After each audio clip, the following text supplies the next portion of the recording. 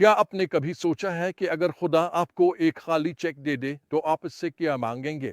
ذرا تصور کریں، کائنات کا خالق آپ سے کہے جو چاہو مجھ سے مانگ لو۔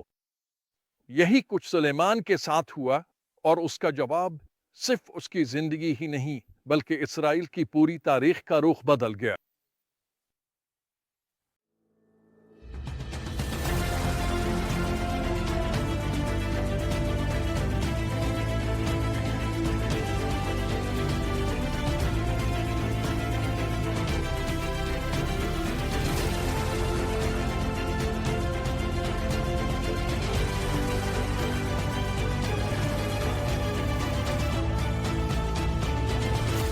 سلیمان جبون میں قربانی دینے جاتے ہیں۔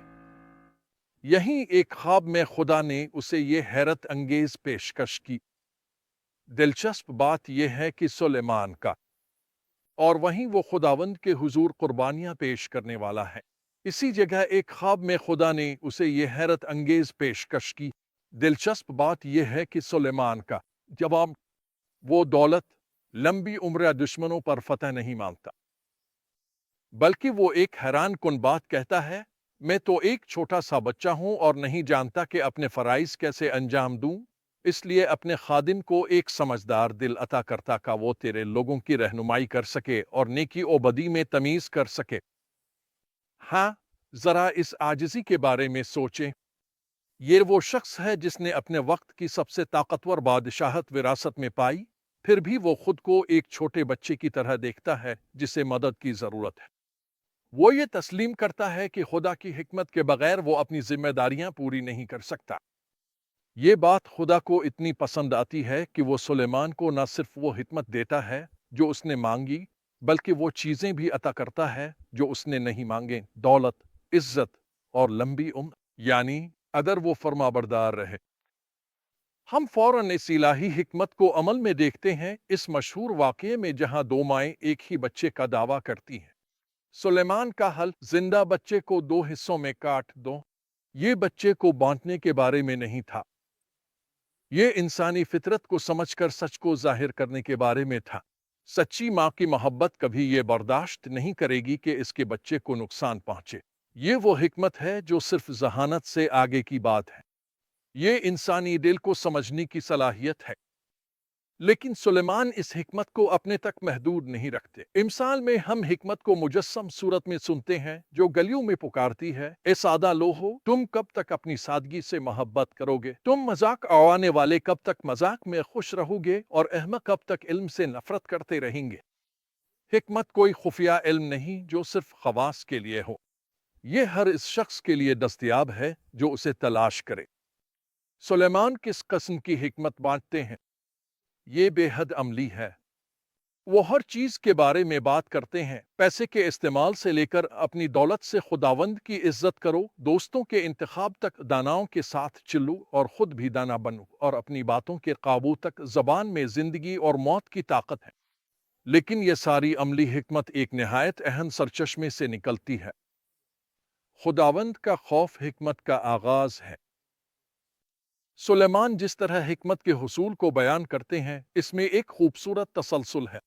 امثال 2 میں وہ کہتے ہیں، اگر تم اسے چاندی کی طرح تلاش کرو اور چھپے ہوئے خزانے کی طرح ڈھونڈو تو تم خداوند کے خوف کو سمجھو گے اور خدا کی معرفت پاؤ گے۔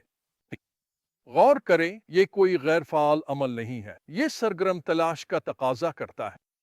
واہ! خدا چاہتا ہے کہ ہم اس سب سے قیمتی خزانے کی تلاش کریں جو انسانیت نے کبھی دریافت کیا ہے، اس کی حکمت کا خزانہ۔ تو ہم آج ان باتوں کو، ان سچائیوں کو کیسے اپنائیں؟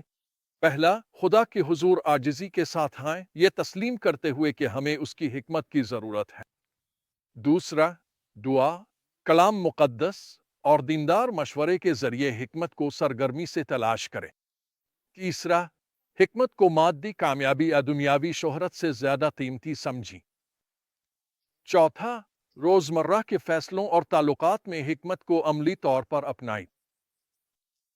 پانچواں، یاد رکھیں کہ سچی حکمت خدا کے احترام سے شروع ہوتی ہے۔ چھٹا، جو حکمت ہمیں حاصل ہو اسے دوسروں کے ساتھ بانٹیں، خاص طور پر اگلی نسل کے ساتھ۔ اور ساتواں، ये पहचाने कि हिकमत एक उम्र भर की जस्तुजू है, न कि एक बार हासिल होने वाली चीज।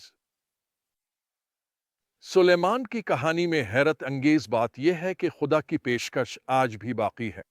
यकूब 1:5 हमें बताता है, अगर तुम में से किसी को हिकमत की कमी हो तो वो खुदा से मांगे, जो बगैर मलामत किए फराखदिली से देता है। वही खुदा जिसने सुलेमान को हिकमत दी, हाँ, वही आज तुम्हें और मुझे भी ये हिकमत पेश करता है। जिस तरह सुलेमान की हिकमत ने इसराइल को बदल दिया और लोग तमाम कौमों से इसे सुनने आते थे, उसी तरह जब हम खुदा की हिकमत की तलाश करते हैं तो हमारी जिंदगियां भी दूसरों पर असर डाल सकती हैं। चाहे हम खानदान, काम, रिश्तों और जिंदगी के किसी और पहलू से मुताल्लिक फैसले कर रहे हों, खुदा की हिकमत हमें रहनुमाई के लिए दस्तयाब है।